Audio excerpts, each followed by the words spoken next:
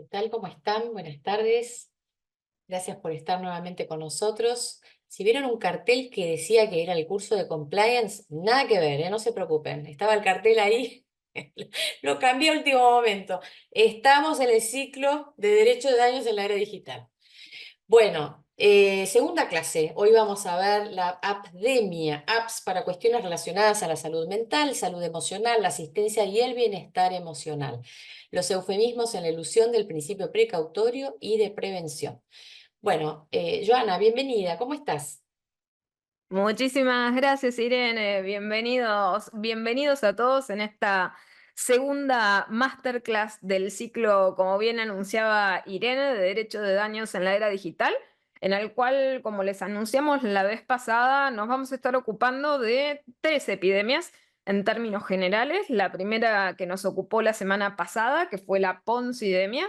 Y vamos a estar pasando en la charla del día de la fecha a esta segunda epidemia, una epidemia que bastante compleja es en relación a ciertas cuestiones que tienen que ver con, naturalmente, el derecho de daños, los derechos también de los pacientes, específicamente. Aguarden un segundito.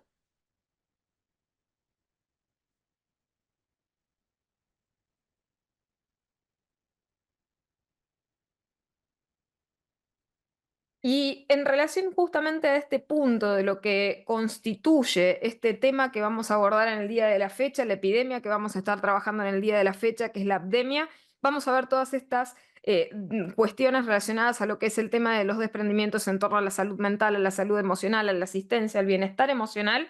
Y como lo decía Irene y anunciaba del título del encuentro del día de hoy, los eufemismos en la elusión del principio precautorio y de prevención. Entonces, ¿qué es lo que vamos a nosotros comenzar a ver en primer lugar? Naturalmente nos situamos de vuelta posicionalmente desde lo que es el comercio, la contratación electrónica, y cómo estas nuevas modalidades de contratación que se fueron dando progresivamente desde la apertura de Internet al comercio, la contratación electrónica nos acerca a los consumidores y a los usuarios de los más diversos servicios, aplicaciones, productos y demás. Nosotros hemos visto que en términos generales el comercio electrónico tiene esta bondad de trascender, como señalamos, las barreras geográficas, las barreras temporales, y de esta manera permitir también la estandarización, la normalización de ciertas experiencias y el aprovechamiento de economías de escala. Bueno, todas estas cosas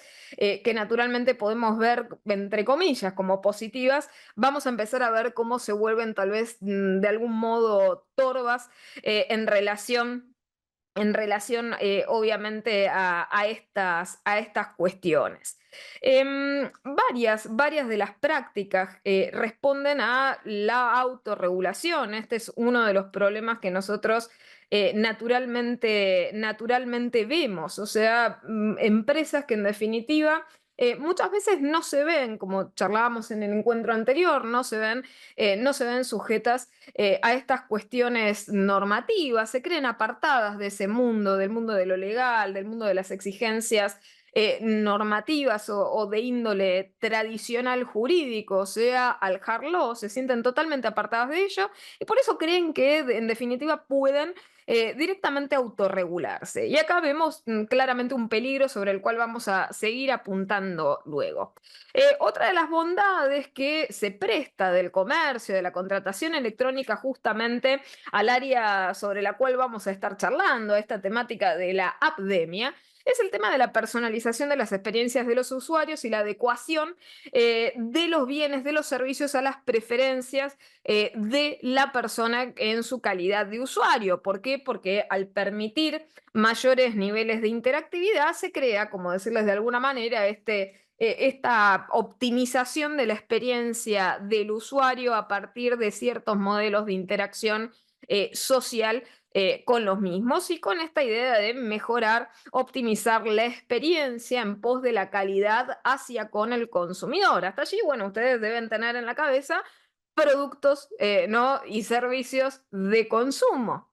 Pero, bueno, naturalmente, ¿qué es lo que ha sucedido, por lo menos en lo que respecta de la evolución de nuestra sociedad de consumo. Está claro que hasta allí, hasta lo que hemos estado charlando, que no es nada asombroso, nos ha ocupado en otros ciclos de la defensa de los derechos de los consumidores y usuarios que tuvimos aquí con Microjuris Argentina, así que también están invitados a consultar el repositorio de charlas virtuales que hemos hecho también con la editorial sobre, bueno, desafíos en materia consumeril, sobre todo a la luz del 30 aniversario de la Ley de Defensa de los Consumidores y de los Usuarios. Pero bueno, en términos generales siempre hemos enfrentado en el ámbito del comercio y la contratación electrónica estos nuevos desafíos que uno señala y a los cuales el derecho de consumo ha debido de alguna forma adaptarse, crecer, reforzar sus medidas y sus lineamientos protectorios en función justamente de estos parámetros. Ahora bien,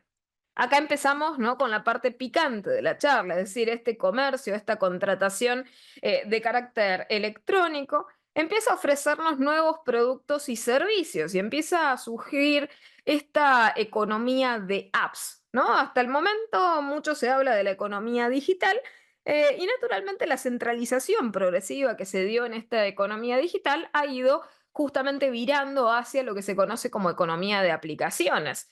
Y esto no ha sido ajeno a uno de los fenómenos de nuestra sociedad de consumo, que ha sido el fenómeno de la consumerización de la medicina. Es decir, ahora tenemos dentro de esa economía de aplicaciones el paciente como consumidor, como titular de datos, y bueno, como consumidor de estas aplicaciones que justamente vienen a acercar la medicina a partir de estos medios, ¿no?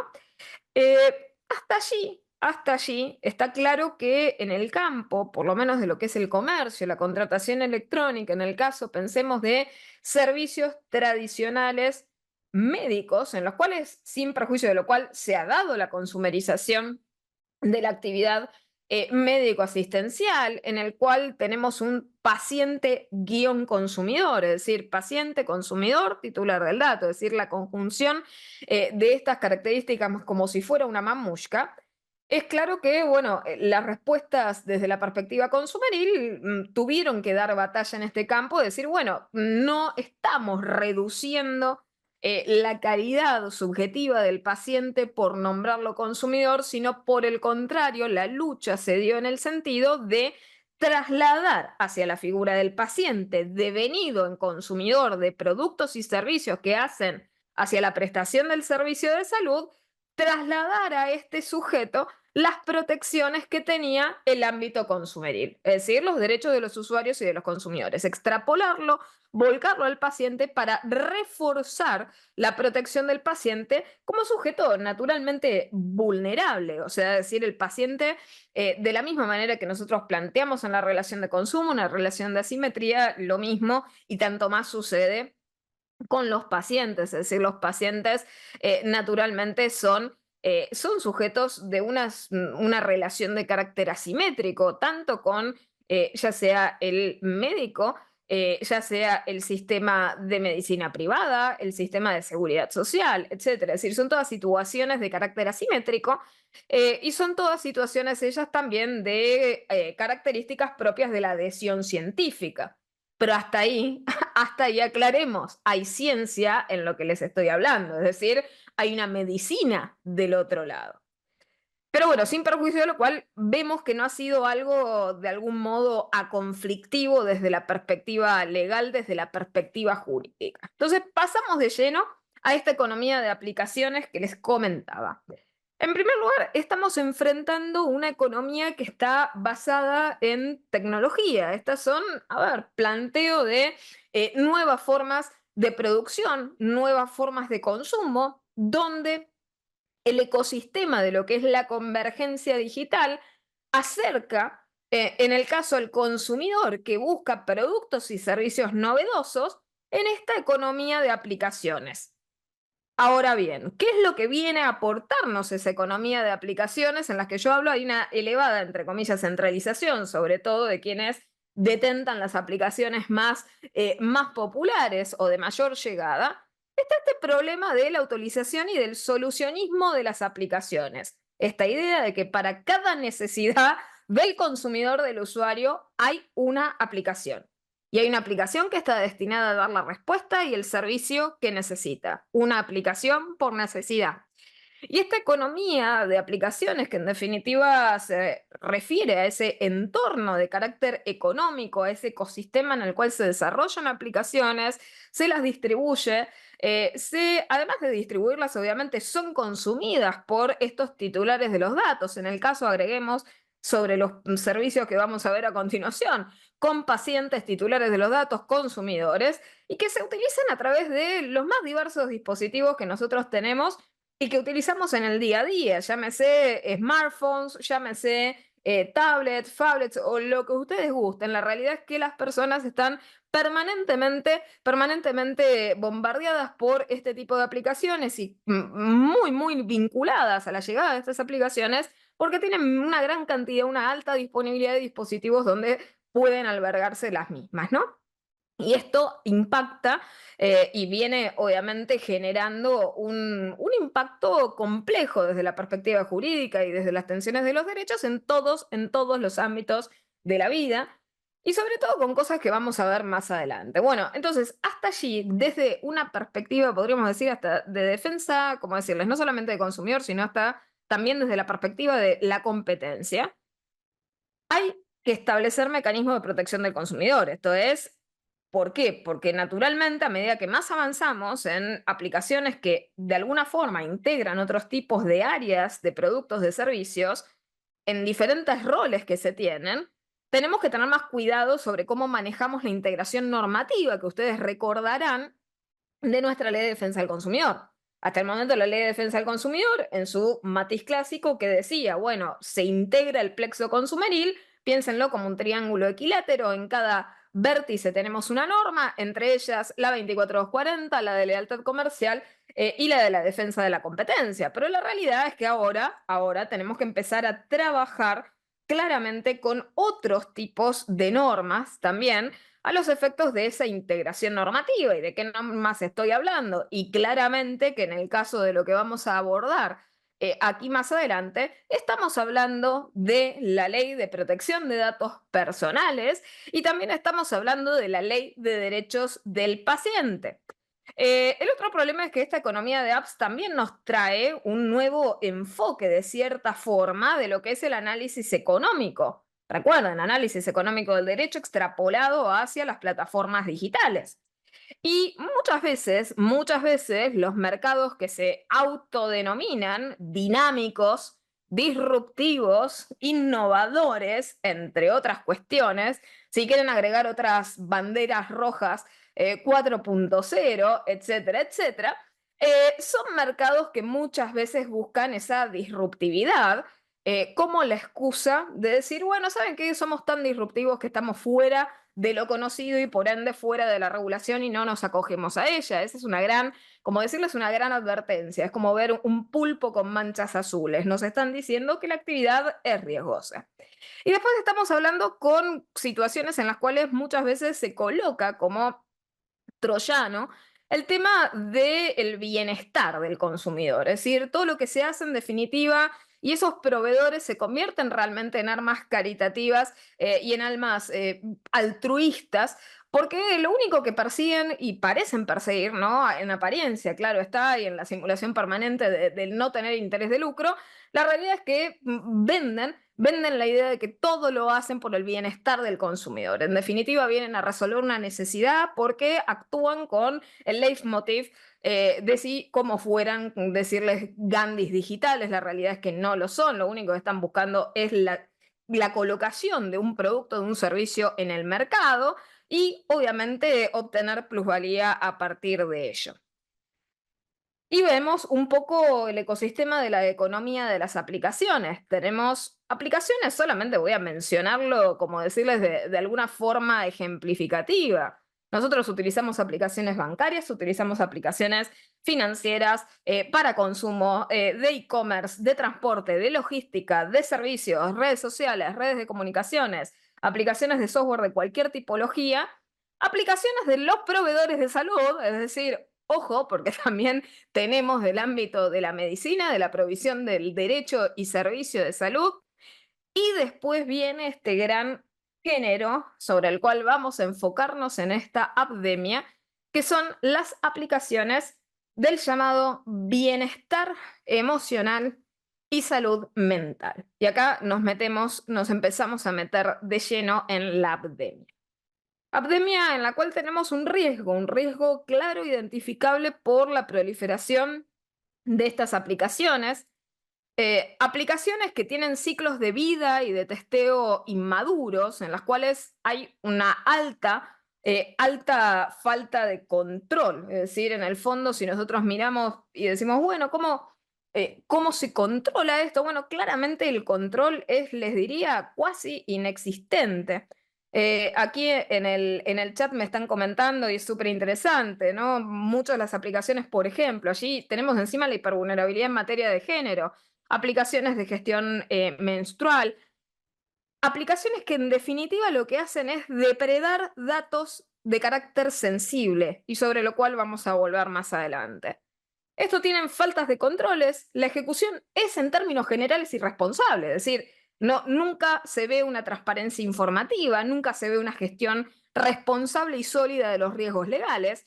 Vemos y señalamos deficiencias en protección de datos. Recién en el chat lo mencionaban, es decir, se procesan datos de carácter sensible y que muchas veces se administran de manera totalmente promiscua en bases de datos que ni siquiera se encuentran registradas, pero eso sería como decirles hasta lo menos, donde no se respetan principios generales de tratamiento de datos con independencia de si la base está registrada o no está registrada, donde hay deficiencias en la seguridad informática. Esto es, pensemos en los riesgos en materia de ciberseguridad, riesgos de que esas bases de datos se exfiltren y se pierda el control de esos datos personales, en el caso personales sensibles. Allí también en el chat mencionaban para oncológicos, para diabetes. Bueno, piensen cuánta creatividad tengan y cuántas enfermedades se les ocurran para venderle una aplicación, para venderle un servicio. Justamente este es parte justamente de la filosofía del solucionismo a través de las aplicaciones. Y en definitiva, lo que falla aquí es el respeto, naturalmente, que se debe por lo que es el principio precautorio y el principio de prevención. Y se suma a esto realmente una fórmula del caos. ¿Y cuál es esta fórmula del caos? De que muchas de estas aplicaciones además suman a sus bondades el uso de inteligencia artificial. Más específicamente, el caso de lo que es inteligencia artificial generativa. Para darles una idea, muchas de estas aplicaciones en definitiva son envoltorios de suscripciones corrientes o contenedores de aplicativos conocidos, lo que se conoce en la industria como wrappers, ¿no? O sea, envoltorio, como le dice su palabra anglosajona.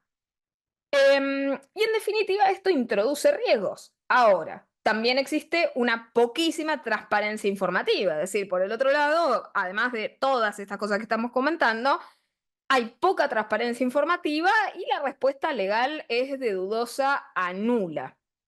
Y volvemos a la temática consumeril.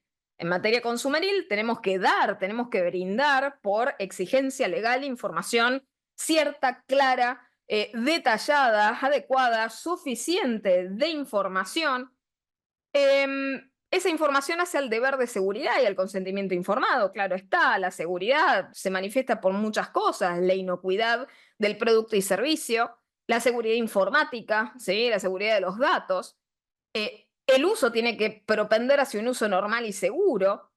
Por otra parte, cuando nosotros nos estamos refiriendo, ¿no?, a una cuestión de responsabilidad, estamos hablando de que es una actividad riesgosa sobre la cual hay responsabilidad objetiva y solidaria. Entonces esto tampoco es un chiste, hay que incluir información de carácter objetivo. Y ahí nos empezamos a meter también con el tema de la publicidad. La publicidad tiene que tener precisiones de carácter objetivo. Recordemos que la publicidad integra el contrato en materia consumeril. Hay que erradicar también las prácticas abusivas. Respecto de la información sobre la calidad del producto y servicio, esta tiene que ser dada. Es decir, si estamos hablando de un producto deficiente o estamos hablando de un producto que nos engaña y que está aparentando ser una cosa y en realidad es otra, tenemos que ser transparentes y no podemos ir en contra de nuestros propios actos.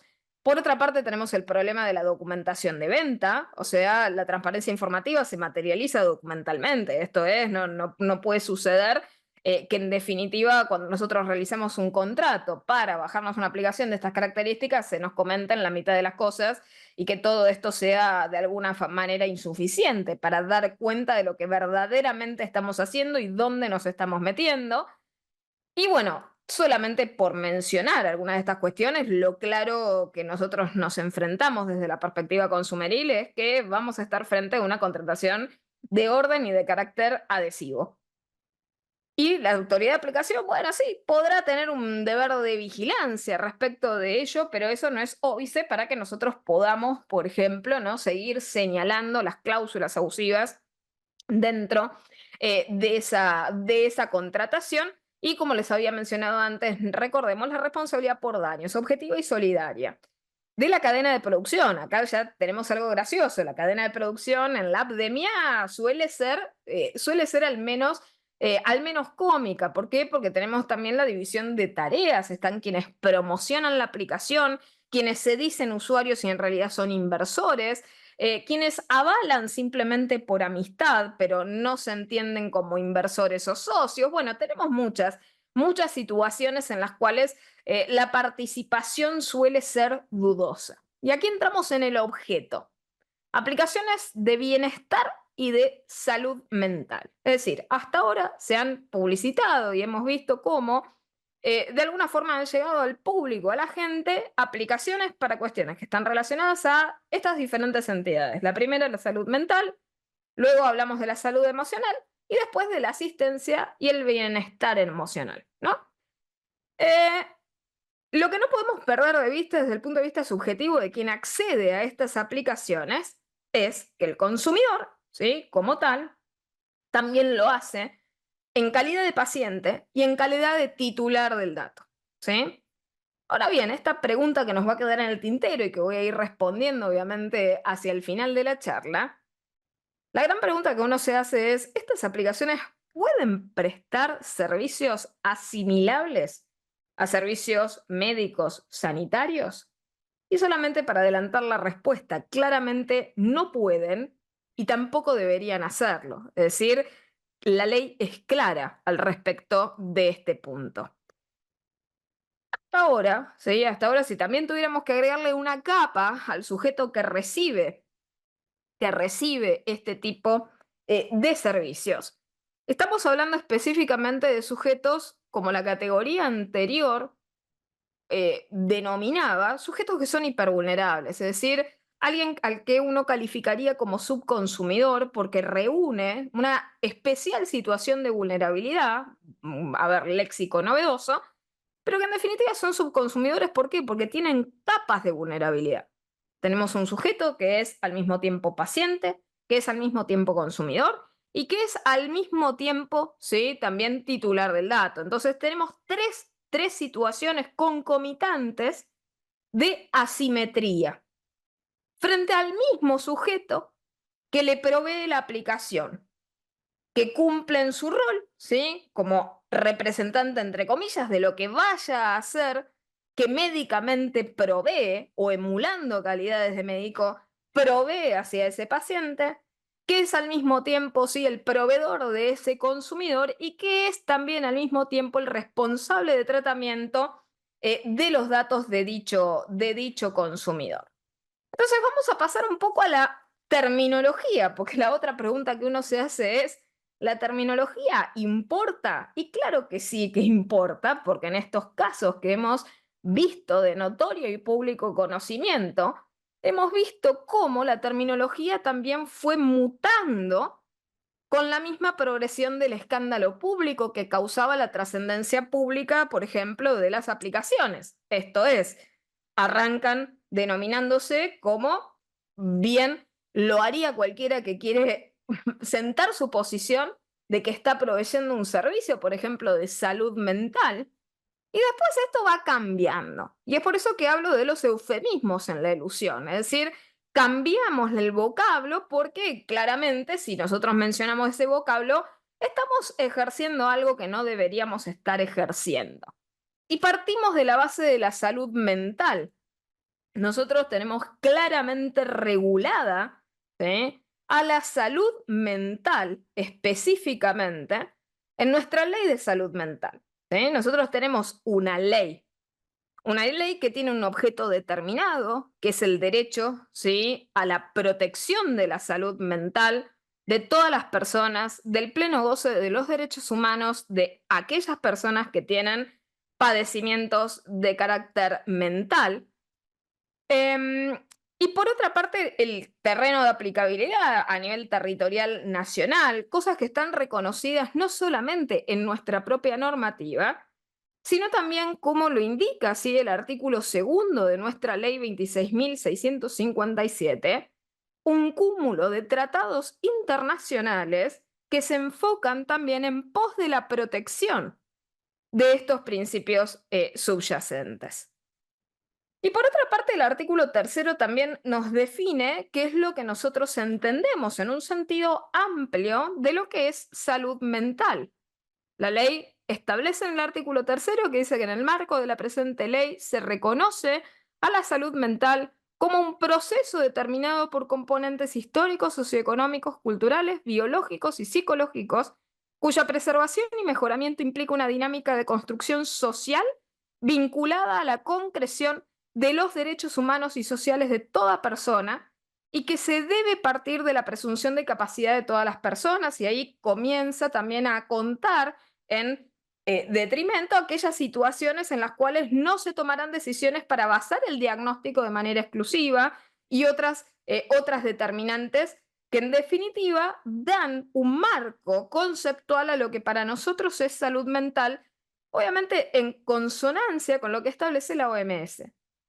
Es decir, el marco también de la Ley de Salud Mental establece cuáles son los derechos de las personas con padecimiento mental, es decir, derechos de las personas que serían usuarias de estas aplicaciones, el abordaje y la necesidad de equipos interdisciplinarios, entre tantas otras cosas de la ejecución de esta misma norma. Todo ello aclaro también desde un punto de vista profesional específico, que lo estoy diciendo de manera, como decirles, agnóstica. No estoy enfocándome en si la ley de salud mental merece o no merece ser reformada y si ha tenido deficiencias y si las ha presentado hasta el momento.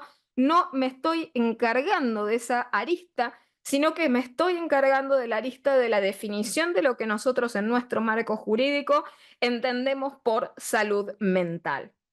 Y es por ello que para nosotros, y de la misma manera que también hemos evolucionado el concepto de salud para nosotros, la salud mental es un estado de equilibrio. Es un estado de equilibrio tanto social como conductual de una persona con el entorno sociocultural de esa persona y que garantice que esa persona pueda desenvolverse, participar socialmente, enfrentar las dificultades, obviamente, que le enfrenta a sí misma la vida, y es por eso que abarca una gran gama de actividades que directa o indirectamente están relacionadas con ese componente del bienestar, ¿sí?, del bienestar mental. Pero esto estamos hablando de una definición que está dentro de lo que es la salud, y la salud mental tiene determinantes. La persona a lo largo de la vida tiene múltiples determinantes de carácter individual para definir ese estado de salud. Tiene también componentes de carácter social, de carácter estructural. Esto para salir justamente de esas definiciones, como decirles, planas que había antes de lo que era salud y enfermedad, ¿no? O sea, creer que solamente había salud en la ausencia de enfermedad y no pensar en la salud como estado de equilibrio. En el caso de este es un estado de equilibrio justamente de estos componentes sociales, conductuales, psicológicos y demás. Hay factores determinantes no solamente psicológicos, sino también biológicos de carácter individuales y también circunstancias a las cuales las personas nos vemos expuestas de manera social, de manera económica, geopolítica, ambiental, entre tantísimas otras cosas, y los riesgos de la salud mental, como se sabe, se pueden manifestar en todas las etapas de la vida y en las más diversas circunstancias. Ahora, ¿por qué uno dice, bueno, la terminología naturalmente importa? ¿Sí? O sea, la terminología importa, porque cuando vamos y avanzamos a estas cuestiones, nos inclinamos hacia la salud emocional. Es decir, dejemos de hablar, ¿sí?, de salud mental, que es algo tal vez más ominoso, y pasamos a lo emocional. Y al campo de lo emocional, pensando en la idea de resiliencia, ahí voy a ir respondiendo también justo en el chat, preguntaba, decía, ¿cuál era el argumento para negar la calidad medicinal de estos tipos de servicios? Bueno, claramente el primer argumento es que no es medicina, porque para ser medicina la tiene que ejercer un médico, o sea, esto no es una cuestión de una competencia profesional. Y naturalmente es la falta de ciencia, es decir, si no tenemos a alguien autorizado legalmente para ejercer ese acto médico, estamos ejerciendo ilegalmente la medicina, tema sobre el cual vamos a volver luego, ¿sí? Bueno, acá André le mencionaba, ¿no?, la falta de transparencia de los métodos, el tratamiento de los datos. No es solamente eso, no es solamente eso, y voy a enfocarles en las cosas más complejas y más espesas que se van dando en relación a esta cuestión. Entonces volvemos al tema de por qué cambiamos el eufemismo de salud emocional, por qué salimos de la salud mental. O sea, la salud mental es una brasa que nos quema en las manos. Cuando empezamos a ver que estamos ejerciendo ilegalmente la medicina, tiramos la brasa al aire y decimos, chau, agarremos la salud emocional. ¿Y por qué agarramos la salud emocional? Bueno, porque tiene que ver con la salud mental, pero no es lo mismo. Y nos estamos acercando hacia un concepto que trabaja sobre la capacidad de expresar los sentimientos, en el caso de adaptarse a desafíos de orden emocional, tolerar la frustración, hacer frente a los típicos estresores, ¿no?, o el estrés que uno enfrenta en la vida, y el disfrute por la vida. Por eso les decía esta palabra de la resiliencia emocional. Pero acá sigue siendo problemático. ¿Por qué? Porque nos desprendimos del mental, pero no nos desprendimos del vocablo salud, ¿sí? Entonces hay que desempolvar la terminología del todo para quitarle todas las aristas legales que podamos llegar a tener. O sea, como sigue diciendo salud emocional, en definitiva estamos hablando de salud. Si nosotros le sacamos ese factor, pasamos al próximo peldaño de la terminología. ¿Importa? Y sí, pasemos al bienestar emocional. Y acá empezamos ya a meternos en inespecificidades.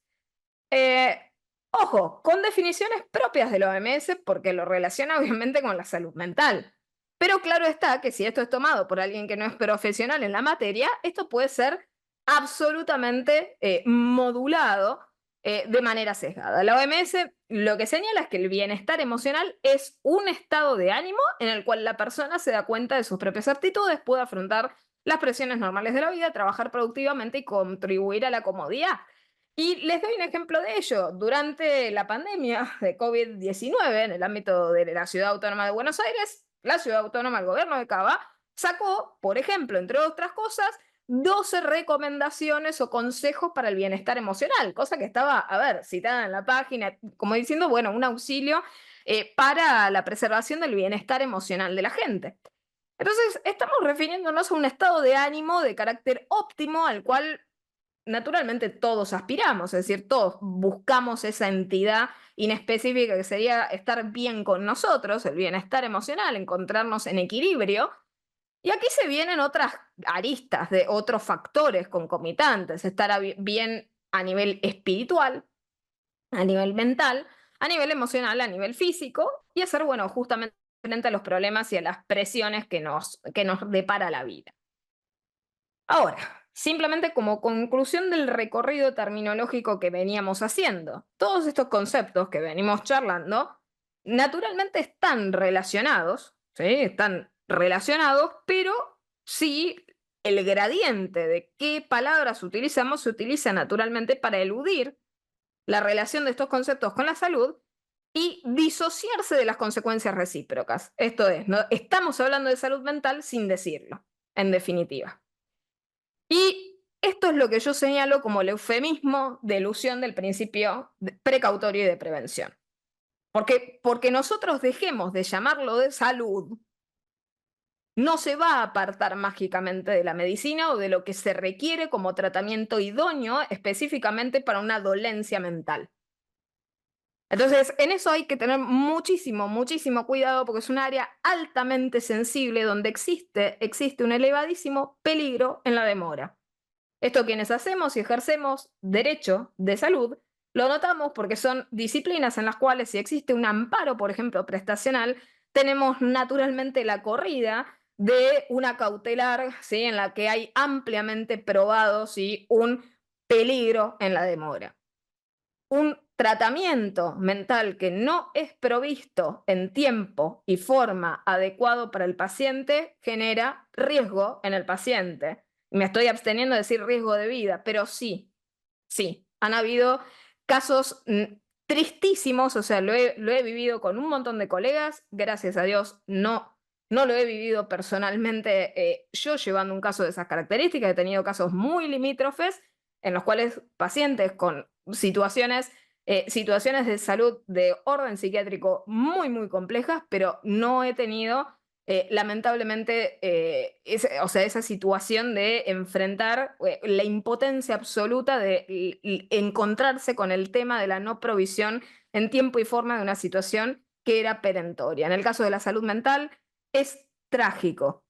¿Sí? No podemos irnos con eufemismos, no podemos eludir, no podemos minimizar las consecuencias, no, esto no es un juego. Y es por eso que tenemos que, y por lo menos yo siempre lo señalo, la autoridad de aplicación tiene que trabajar esto de manera mucho más sensible.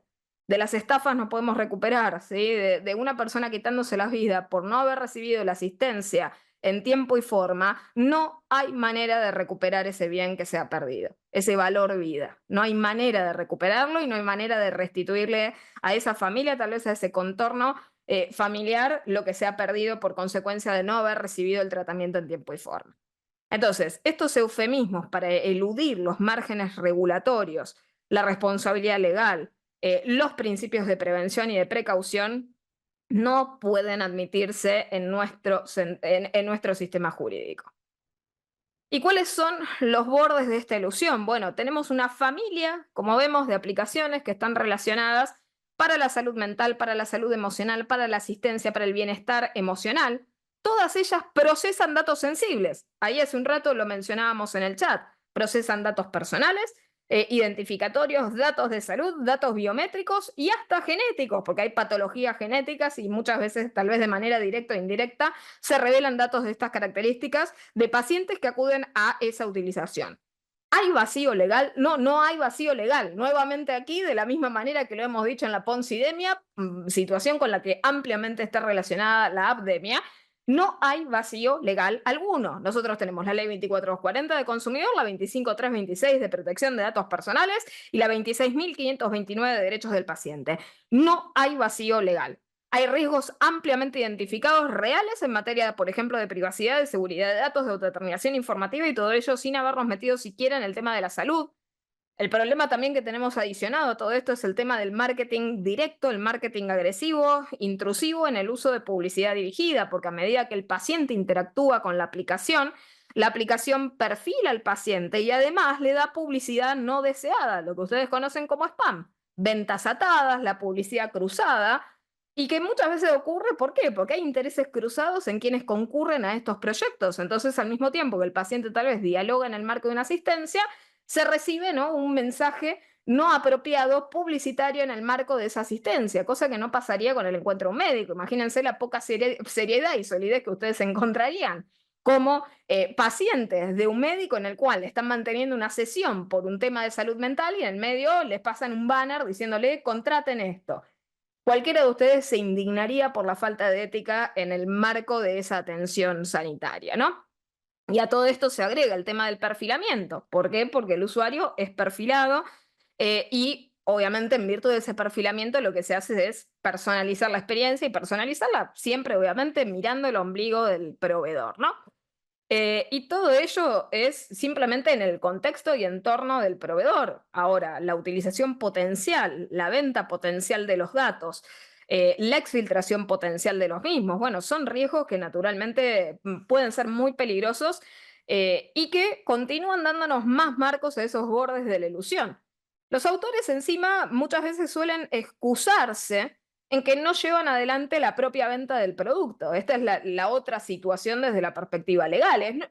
No, o sea, es decir, nosotros vemos, como decirles, una situación nuevamente de la misma manera que la poncidemia de disonancia cognitiva. No parece haber ningún tipo de responsable detrás de esto, pero todos hablan de ello, ¿no? O sea, y los que impulsan el proyecto hablan de ello, pero de golpe no son los que lo impulsan en definitiva a nivel económico y demás. Hay una respuesta a todo esto, responsabilidad objetiva y solidaria de la ley 24240.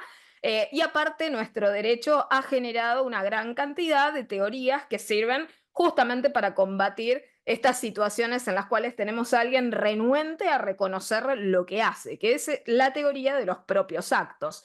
Si tenemos a alguien que está diciendo yo promuevo X, es porque lo estás promoviendo, ¿sí? Es simple. Hay una teoría también de lo que es la responsabilidad objetiva y solidaria, la apariencia, la influencia, el corrimiento del velo societario, en el caso si es necesario, y si no, la realidad del hecho económico subyacente.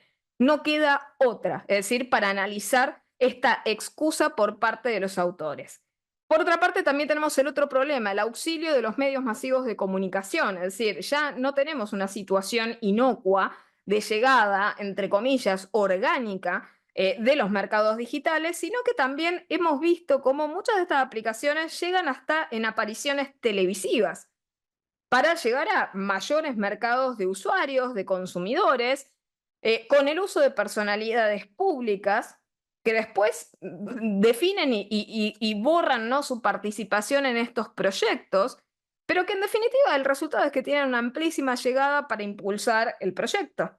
Y esto se acompaña de una de las palabras que también ha abundado en el chat, la falta de transparencia informativa, es decir, dónde descansan las políticas de privacidad, de uso. Hay muchísimo, muchísimo marketing, como veíamos, de carácter directo, agresivo, tóxico, poca información real y muchas veces lo poco que hay de transparencia, entre comillas, si se la puede llamar así, de información, a veces son copy-paste de tantas otras aplicaciones disponibles, es decir, no hay nada de creación propia ad hoc de la aplicación. Y la realidad es que también enfrentamos un tema de combate de las ideas cuando cualquiera alza la voz contra las mismas. Es decir, si nosotros nos encontramos en estos ecosistemas o dentro o cercanos a estos ecosistemas disruptivos, ¿no? Innovadores y demás, cuando se critica, cuando se apuntan los riesgos, recibimos, y me incluyo, los mejores calificativos de la polarización. Es decir, si uno no apoya estas herramientas, se es retrógrado, se es conservador, se es monopolista, porque imagino, ¿no?, que ese adjetivo también aplica a esto, ¿no? No solamente con la inteligencia artificial, con no apoyar a los Ponzi, sino dejar que otros generen plusvalía. En el caso también, estamos siendo monopolistas de los médicos, ¿no? Monopolistas del arte de la curación. Se es antitecnológico y hasta se es envidioso del éxito ajeno. Es decir, este ha sido, ¿no?, uno de los máximos mensajes en relación a la oposición de la utilización de este tipo de herramientas, ¿no? Y solamente tomando de ejemplo uno de los más notorios, ¿no?, que dieron lugar a descubrir este tipo de cuestiones en esa aplicación que creo que varios mencionaron, se descubrió, por lo menos la investigación que hicieron, presuntamente descubrió que no borraba las charlas aún después de ser utilizada, es decir, no la eliminaba de sus servidores al borrarlas de la interfaz. El otro tema es un tema técnico. La inteligencia artificial no olvida la información remitida. Es decir, si nosotros estamos utilizando un wrapper de ChatGPT, ya está, la información queda asimilada a la herramienta. Recomendaba, como les decía, algunas contrataciones, dejaba que las personas en una parte de back office pudieran leer las charlas de los usuarios, tenía una política de privacidad, entre comillas, dudosa o tomada de otro intermediario de Internet. Y además de todo esto, lo que uno notaba es que quienes se ponían a investigar estas cuestiones terminaban con la cuenta suspendida. Es decir, también tenemos esta cuestión, como decirles, de blindaje. No solamente no te dejamos que te enteres, que si te intentás de alguna forma penetrar detrás del velo, bueno, naturalmente te dejamos afuera para que dejes de mirar por incumplimiento, obviamente, allí sí, de los términos de las condiciones aceptados para generar las cuentas, ¿no? Y además de esto, otras cuestiones. Si la aplicación lo que hacía era detectar, por ejemplo, miren lo sensible de la situación, si detectaba a alguien, ¿no?, en alguna situación límite, daba lugar a la intervención de un humano.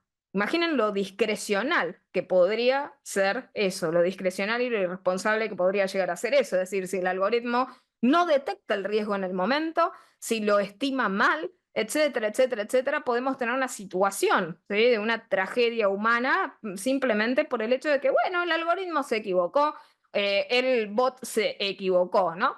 Y en definitiva también son apps que vienen también en contacto con otros contextos limítrofes. Ojo, la apdemia aquí la estamos viendo desde el punto de vista de la salud mental y la salud emocional, pero también, ojo, hay aplicaciones que también sirven para que se esparza la poncidemia. O sea, no son ámbitos absolutamente disociados. Hay mucha publicidad sesgada en este ámbito de, como decirles, de ilusión. Hay publicidad de carácter engañoso. En algunos casos mostraban, como decirles, porcentuales de personas que supuestamente no lograban acceder a la asistencia en salud mental. Entonces, justamente lo que uno completaba, ¿no?, con sentido común era, bueno, gracias a esto van a poder ahora acceder justamente, ¿no?, a este servicio. Y hay que tener en claro también esto, no son aplicaciones de telemedicina. ¿Por qué? Porque detrás de la telemedicina, como le dice su nombre, hay medicina, hay médicos. O sea, la telemedicina supone un ejercicio legal de la medicina, no la curandería y curanderos. Entonces, no es lo mismo, no es lo mismo, no es el avance de la telemedicina esto. Ni siquiera, a ver, y me atrevo hasta a meterme en una cuestión sociocultural, histórica, ni siquiera es chamanismo, es decir, esto no tiene acumulación, a ver, acumulación de conocimiento ni tribal, generacional o comunitario, sociohistórico. Esto no es hablar de medicina tradicional versus medicina ancestral. Esto es hablar de medicina versus la nada misma. Esto es lo que quiero hacerles entender en esta charla, ¿sí? Ahí justo están utilizando, no me pertenece el término, pero veo el término, ¿no?, allí en el chat. Dice, bueno, otros también lo publicitaban como botiquín de primer auxilio de salud mental, es decir, eso es complejo, ¿no? Y esto ya empieza a ser relacionado con cuestiones pseudocientíficas. Por ejemplo, solamente para mencionar una práctica, el biohacking. ¿Qué base científica tiene, ¿sí?, el biohacking? ¿Sí? No voy a meterme en ello, yo, o sea, practico la disciplina de estudiar las implicancias jurídicas de la actividad del hacking en materia de ciberseguridad. Hasta ahora no he visto, ¿no?, el hacking biológico como actividad sólida desde un punto de vista científico. Y esto encima está relacionado con otra capa de desastres terminológicos en el mundo de as a service. Seguramente también robado de la ciberseguridad, yo no sé si ustedes conocen el término de as a service, malware as a service, ransomware como servicio o RAS. Y aquí en este ámbito tenemos el happiness as a service, o sea, felicidad como servicio, y wellness as a service, bienestar como servicio. Son todos servicios, naturalmente, como ustedes pueden dar cuenta, falaces de cosas incomprobables, de cosas imposibles de auditar y de certificar. Es decir, ¿cómo certificamos y colocamos un sello a la felicidad, al bienestar? Es decir, estas cosas que en el fondo son cuestiones etéreas. Es decir, no hay seriedad ni ética profesional en este campo, por eso estamos hablando de una epidemia. Y la industria de lo que es Wellness as a Service es sí, justo ahí mencionan felicidad on demand, para de sufrir 2.0.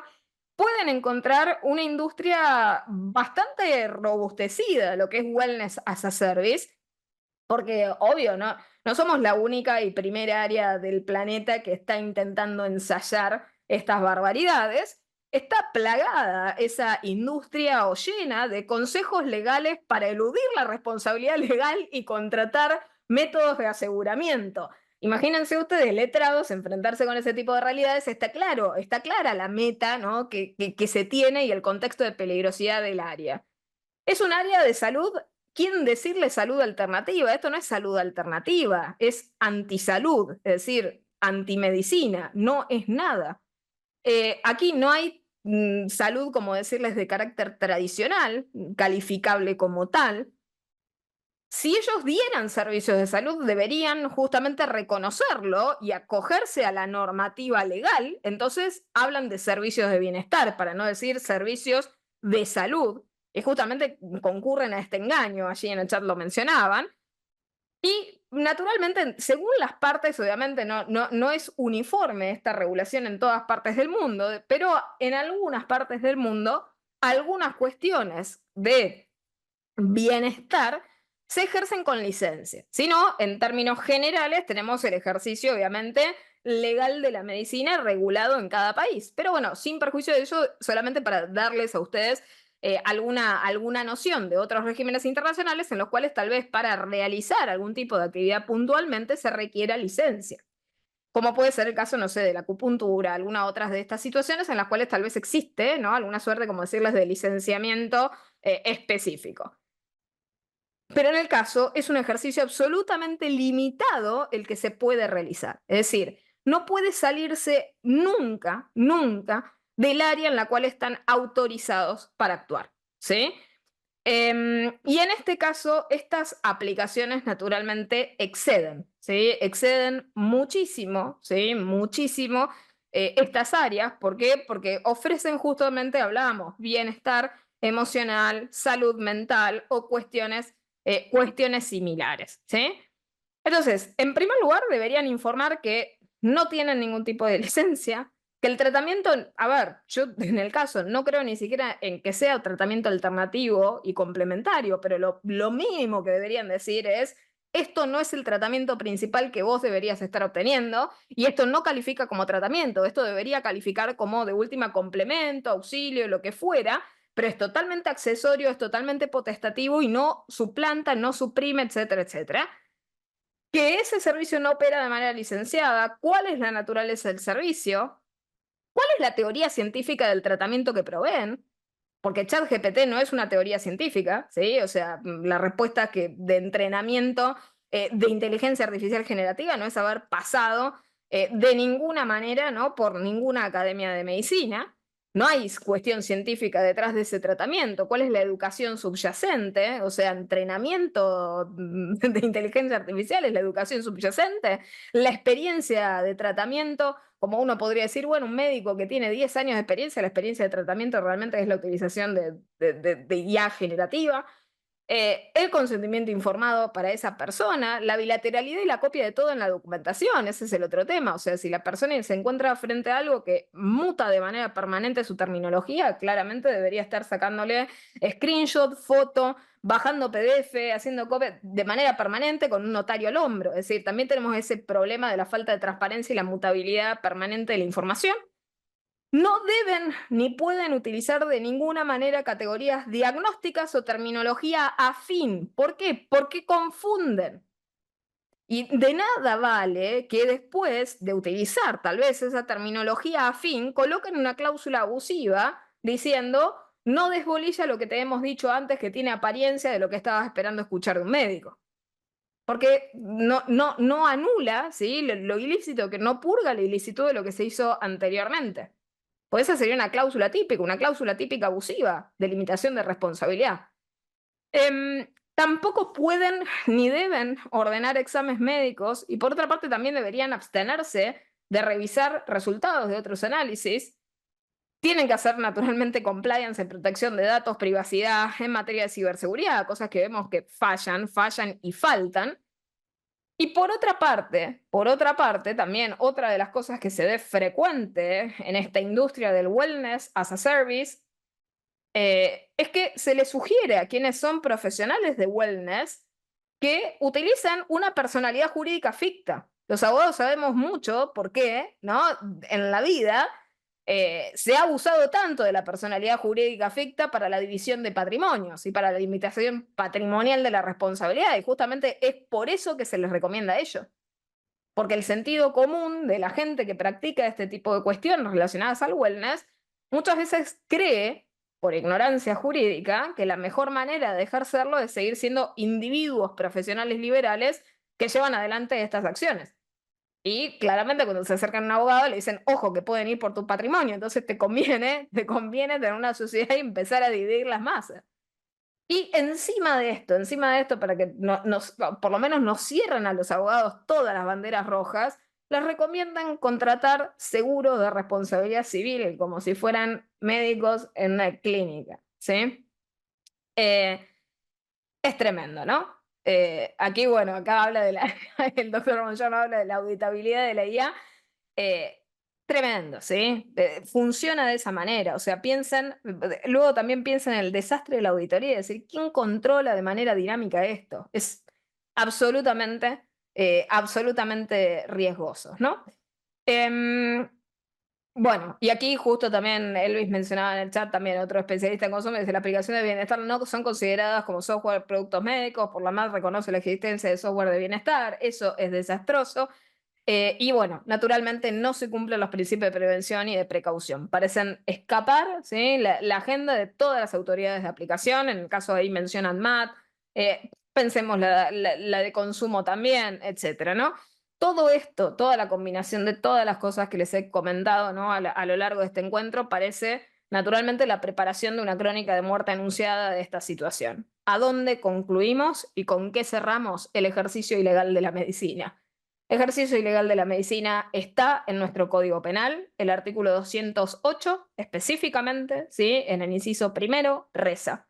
El que sin título, ¿sí? Será reprimido con prisión de 15 días o un año y de vuelta allí cuidado con la pena. Naturalmente todos seguimos diciendo que las penas de nuestra codificación son escuetas y esto debe ser revisado.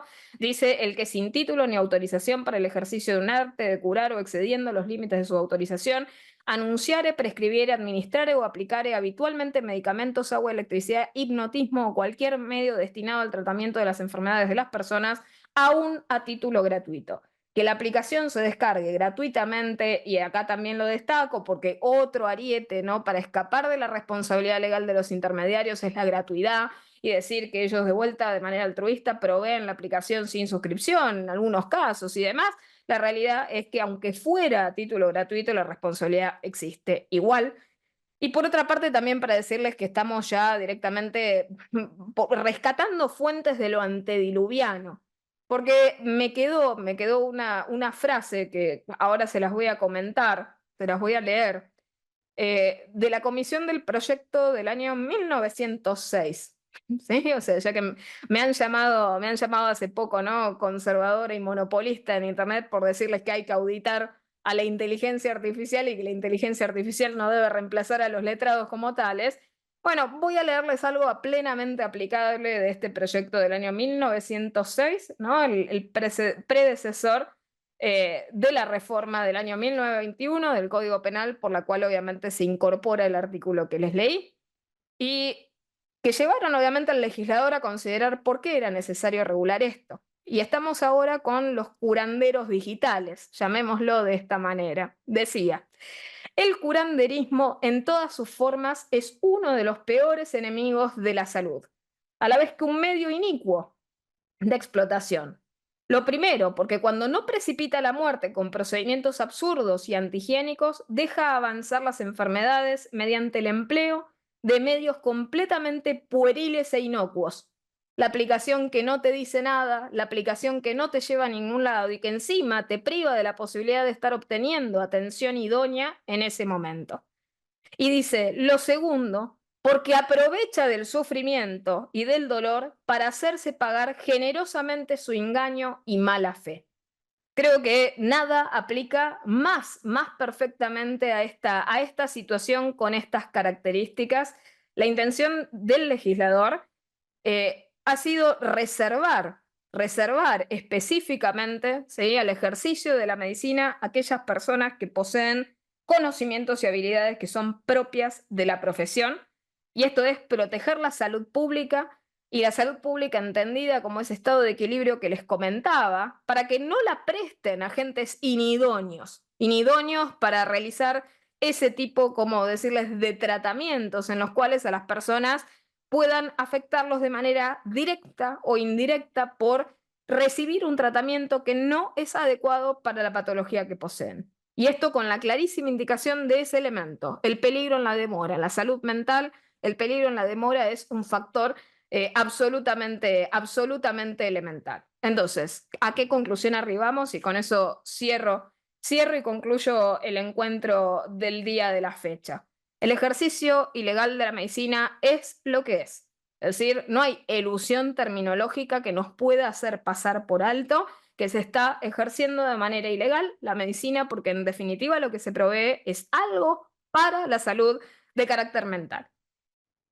No existe de ninguna manera ninguna economía de aplicaciones, ninguna disruptividad que pueda ocultar el sol con las manos.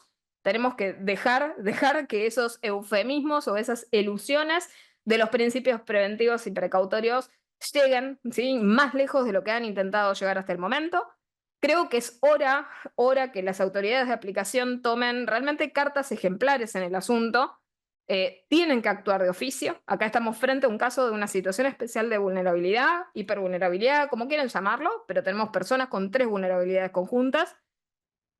Y si queremos sumar 4, escindiendo al paciente de la persona, ¿sí?, sujeta al régimen de salud mental, ya tendríamos 4 capas normativas. Y tenemos que detener este tipo de ofrecimientos a la luz de estos principios que hemos estado charlando.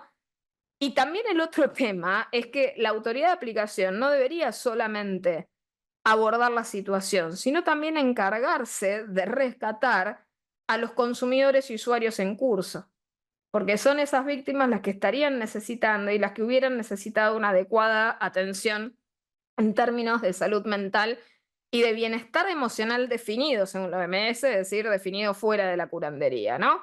La salud mental es un área sensible y tenemos que mantenerla realmente desde todos los recursos legales que tengamos, alejada totalmente de aprovechadores de carácter inescrupuloso, que son carentes de toda ética, provenientes de las más diversas disciplinas, porque acá no hay disciplina que se rescate. Han habido, es decir, letrados, han habido letrados metidos en el medio auditando o asegurando calidades que no son asegurables, entre otras cuestiones, y que en definitiva son carentes de sensibilidad social, y tenemos que apuntar verdaderamente a robustecer la protección de los consumidores, de los usuarios de aplicaciones, sobre todo aquellas específicas en las que se trabajan temas tan sensibles como los que hemos charlado en el día de la fecha. Así que bueno, nuevamente les agradezco a todos los que nos han seguido por aquí y a todos los que seguramente están siguiendo la charla a través de la página de Microjuris Argentina de Facebook. Simplemente introducirlos a la clase próxima, el último encuentro de este ciclo de Derecho de Daños en la Era Digital. Nos estaremos encontrando el día lunes 9 de septiembre a las 17 horas con la tercera y última clase de este ciclo. Las otras epidemias: fraudes bancarios y las estafas en e-commerce, la respuesta jurídica en la casuística y la autodefensa digital como primera barrera del derecho de daños en la era digital. Así que bueno, muchísimas gracias por todos los comentarios que he estado recibiendo y la participación de todos ustedes en el chat. Irene, te doy la palabra. Muchas gracias a todos, ¿eh? Gracias, Joana. Bueno, acá estoy leyendo los agradecimientos. Fascinados con tu clase. La verdad que el tema es muy interesante, es novedoso. Tu explicación siempre es tan clara y dinámica. Muy lindo. Había un comentario sobre, no sé si quedó respondido, había un comentario sobre la plataforma de Google Play, ¿no? O sea, que siempre limitan su responsabilidad, digamos, ¿le cabe algún tipo de responsabilidad objetiva o solidaria? Eh, Claramente en todos estos, a ver, los App Stores, ¿no? O sea, todos estos sí, sí, lugares o mercados de aplicaciones, naturalmente hay responsabilidad objetiva y solidaria. Lo que deberían hacer los App Stores es vigilar qué tipo de aplicaciones dejan distribuir, porque realmente son la puerta de ingreso a los consumidores. Ellos permiten desde allí la distribución masiva de la aplicación, y es por eso que si estamos hablando de aplicaciones, por ejemplo, de espionaje o aplicaciones que tienen que ver con cuestiones de salud, deberían, lejos, en vez de intentar colocar cláusulas abusivas de irresponsabilidad, por el contrario, de limitación de responsabilidad, no dejar distribuir la aplicación y listo. Y eso controlaría el problema de cuajo, ¿no? Empezaría a cerrar seguro, un poco la ventana para que se deje de esparcir la corriente. seguro.